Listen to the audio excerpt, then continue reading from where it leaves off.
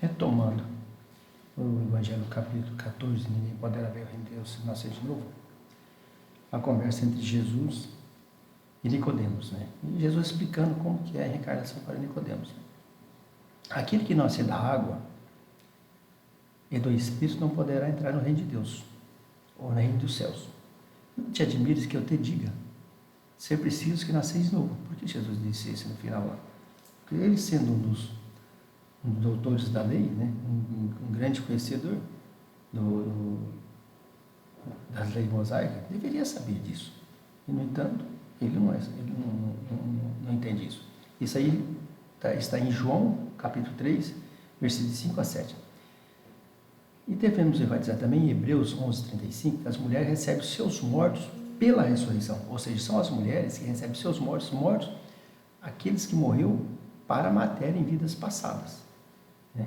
Que o Espírito, ele é eterno. Então, aqueles mortos em vida passada para a ressurreição, para a reencarnação. E observamos que são as mulheres e não os homens, pois elas é que podem gerar em seus ventres os corpos destinados ao surgimento do Espírito, morto para a matéria, para o mundo físico. Então, prosseguindo, eu gosto muito do livro dos Espíritos. Vamos ver o que nos diz o livro dos Espíritos quanto à reencarnação. Ou questão 166. Como a alma que não atingiu a perfeição durante a vida corporal pode se depurar? E os Espíritos respondem para Kardec uma pergunta bem resumida. Ao submeter-se a provas de uma nova existência, ou seja, é só através de uma nova existência corporal que ele vai atingir uma perfeição.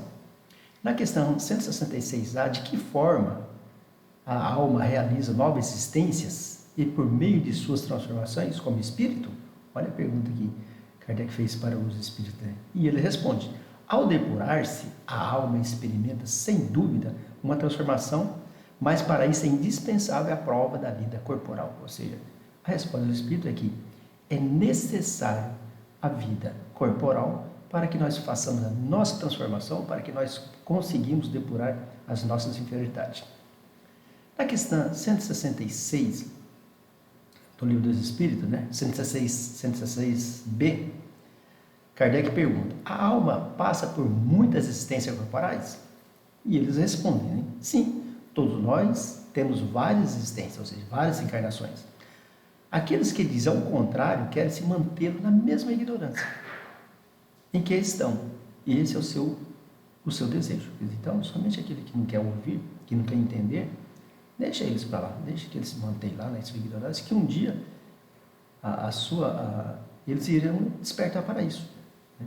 O importante é que nós estejamos aqui, né, cientes de que, através da reencarnação, que nós vamos conseguir buscar nossa evolução e vamos nos desvencilhar das nossas inferioridades. A questão 166C também, ela retrata sobre o assunto em discussão. Parece resultar desses princípios que a alma, após ter deixado o corpo, ou seja, toma outro, né? Dito de outro modo, reencarna-se em um novo corpo? É isso que é preciso entender? E eles respondem: é evidente. Né? Vamos lá então na questão 167. Qual é o objetivo da encarnação? Expiação, melhoramento progressivo da humanidade. Sem isso, onde estaria a justiça de Deus? Nós sabemos que a encarnação é uma das maneiras que nós temos para superar, né, as nossas inferioridades, para que nós possamos nos livrar daquelas mazelas adquiridas em vidas pretéritas ou até mesmo nesta mesma. Então, uma das maneiras é através da expiação. Uma mensagem que está escrita no livro Minuto com Chico, de Ricardo de Luca. Eu achei muito interessante essa mensagem e eu quero repassá-la a todos. Reencarnar é recomeçar, é receber de Deus uma nova chance de reconstruir a cena de existências passadas nas quais, como roteiristas do filme de nossas vidas, que não soubemos escrever uma bela história. Então, eu achei muito interessante isso, que nós pegamos essa mensagem, né? Edgar de Luca e refletimos sobre isso, né? Então, reencarnar é recomeçar uma vida, um novo momento em nossas vidas para que nós possamos ter um final melhor, um final mais feliz, né? Então, e os laços de famílias? Que nos diz, né, o Evangelho, né? Allan Kardec nos diz que é através da engrenagem familiar de que cada filho de Deus, matriculado no candário do Renascimento, vai se preparando para aprender e conviver e conhecer e a respeitar a humanidade, ou seja, todos aqueles que estão do seu lado, né? E, consequentemente, os nossos irmãos da universidade. Isso é de Allan Kardec. Então, nós temos também, né, os laços de família não são destruídos pela reencarnação, como muitos pensam que, certo, né? Ao contrário, elas se fortalecem e se estreitam, né? No espaço, os espíritos formam famílias entrelaçadas pela afeição, pela simpatia, pela semelhança das inclinações, felizes por se encontrarem juntos. Esses espíritos sempre buscam uns aos outros. Isso aí está no Evangelho, capítulo 4, que é isso que nós estamos estudando, item 18. Então, vamos relembrar em nosso lar que a mãe de André Luiz vai reencarnar e vai ter como o seu companheiro o pai de André Luiz. Ou seja, ela está dando uma oportunidade para que ele possa se recuperar de uma vida anterior, onde ela conviveu com ele, teve André Luiz, e não foi feliz a reencarnação dele. Então, ela está dando uma nova oportunidade para esse irmão, para que ele possa se recuperar e leva consigo as duas moças que foram suas companheiras em vidas passadas, ou seja, companheiras fora do casamento, vamos dizer assim. E esse espírito de luz, que é a mãe de André Luiz, recebe essas duas mulheres como filhas. Olha só que interessante. E às vezes a gente fica se remoendo por coisas tão insignificantes em nossas vidas, né? Mas olha a grandiosidade dessa alma que é a mãe de André Luiz. Quanto aos limites de reencarnação, o Livro dos Espíritos nos diz na questão 168, né? O número de existências corporais é limitado ou o espírito reencarna perpetuamente, né? A cada nova existência, ao que responde os espíritos, a cada nova existência o espírito dá um passo a caminho do progresso. Quando se despoja de todas as suas impurezas, ou seja, nós livramos de toda a nossa enfermidade, não tem mais necessidade de provas na vida corporal. Ou seja, a partir do momento que nós livramos de tudo isso, né, cessa as encarnações, as reencarnações, vamos dizer assim. Aí é sinal que o espírito já alcançou um patamar ou uma evolução para o mundo celeste ou o mundo divino, vamos dizer assim. Então, esse espírito vai estar trabalhando para o progresso da humanidade e do mundo, né? Nós somos sabedores que os espíritos superiores, ele vive constantemente trabalhando para o progresso da humanidade, né? E é só a gente ler a literatura que nós temos aí, as complementares, que nós vemos isso em vários momentos. Isso, né? Quais são os tipos de reencarnações, né? Nós sabemos que nós nascemos simples e ignorantes, e a sua evolução não se dá apenas com uma reencarnação ou uma reencarnação. Tem que ser várias, porque é impossível o indivíduo se purificar em uma única encarnação. A reencarnação é uma necessidade evolutiva, porque somente com os contatos com a matéria física que conseguimos, né, que o espírito receba as provas necessárias às suas dificuldades para o seu progresso. E existem 3 tipos de reencarnação. Vamos ver quais são elas. Primeira delas, né, que quando eu coloquei, seria a expiação. A expiação é o resgate por meio das dores, né, dos equívocos que nós cometemos em outras vidas, né? O indivíduo vai cometendo vários equívocos, vai tomando várias decisões equivocadas, que vai chegar um momento ele terá que vir resgatar tudo isso. Ou seja, ele é imposto, a expiação é imposta no espírito que adquire essas dificuldades, né? Aí temos as provas. As provas são provas voluntárias, solicitadas pelo próprio espírito. Vamos lembrar, mais uma vez, né, da mãe de André Luiz, que está recebendo seu esposo de outra encarnação, e as 2 mulheres que eram companheiras suas, né, de aventura fora do casamento como filha. Olha só que prova que às vezes para algumas pessoas, né, para algumas mulheres muito dolorosa, mas para ela, em função da sua grandiosidade, né, ela recebeu com naturalidade. E eu tenho certeza que ela vai amar essas duas como, né, com amor incondicional que elas merecem. E eu tenho certeza que ela, como um bom espírito, ela vai recuperar essas duas.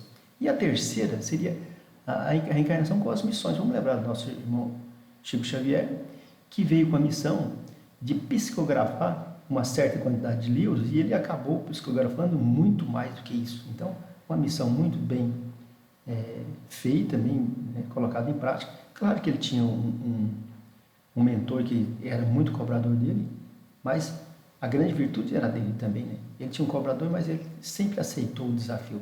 Então, e nós somos sabedores que uma das maiores literatura que nós temos para acompanhar a doutrina espírita seria os livros de Chico e outros que nós temos por aí. Mas olha a missão desse irmão.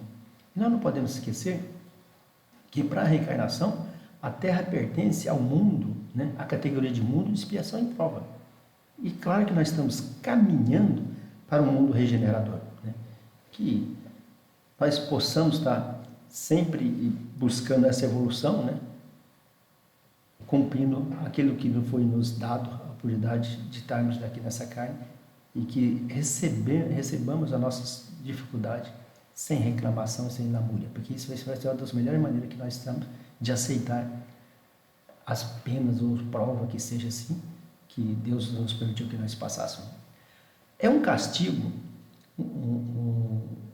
a encarnação, e somente os espíritos culpados estão sujeitos a sofrê-las, né? E a mensagem, ele recebe a resposta a passagem do espírito para a vida corporal é uma necessidade para que possam cumprir por meios de ação material os desígnios cuja execução Deus lhe confiou. Então, através da vida corporal que nós vamos cumprindo aquilo que Deus nos permitiu que viéssemos passar aqui nesse mundo material. E Deus, com seu amor infinito e bondade, não dá privilégio a espírito nenhum. Qualquer privilégio seria preferência. E Deus não é injusto, né?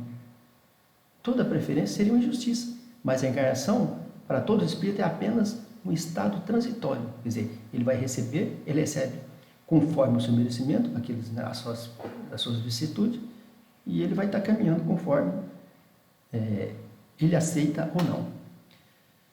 Vamos voltar então para o Livro dos Espíritos, questão 169. É invariável o número de encarnação de todo espírito?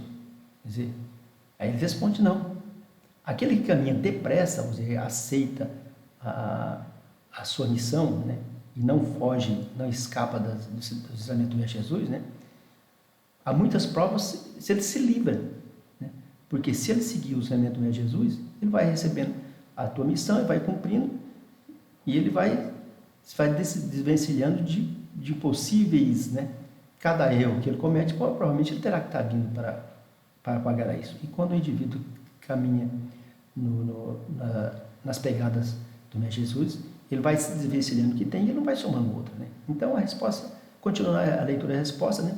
Não, aquele que caminha depressa, há muitas provas ele se livra dela. Todavia as encarnações sucessivas são sempre muito numerosas, porquanto o progresso é quase infinito, o progresso é infinito, tá?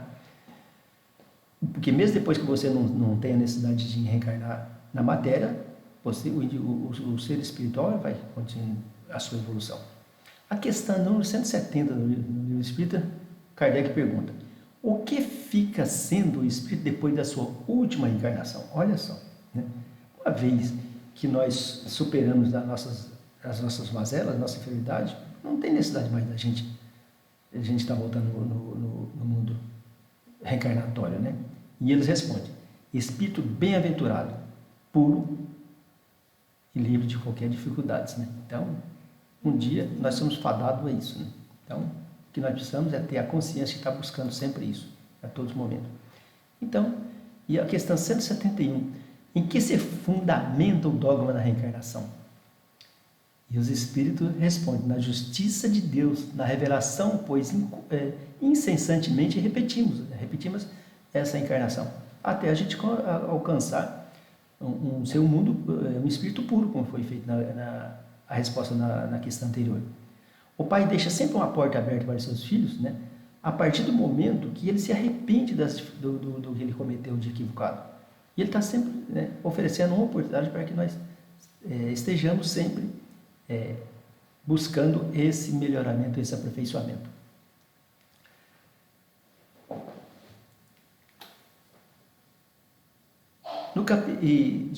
Kardec também nos diz, em um momento, né?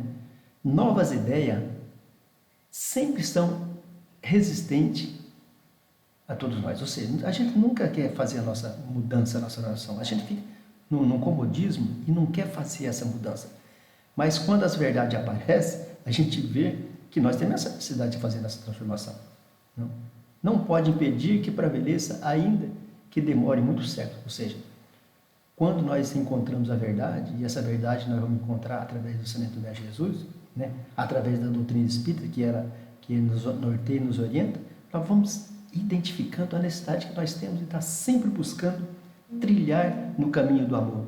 Porque o caminho da dor vai ser sempre, né, quando nós estivermos praticando as coisas erradas, infringindo as leis de Deus Pai.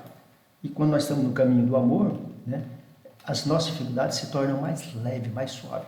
Vamos lembrar que Jesus nos diz: bem-aventurados os aflitos, né? Bem-aventurados os sofredores, porque aqueles que vierem a mim, eu vos aliviarei. Então, Jesus, em momento algum, né, quando ele cita isso, ele não diz que vai tirar as nossas dificuldades, ele vai nos aliviar as nossas tarefas. Nós somos obrigados a continuar, porque nós somos devedores. E não tem como ele tirar isso, porque se ele fosse tirar isso, ele estaria cometendo a justiça. Né? É através de estendendo a mão a cada um de nós, irmãos, né, que enfrentamos a nossa dificuldade, e levantamos e seguimos a nossa caminhada em direção ao Pai.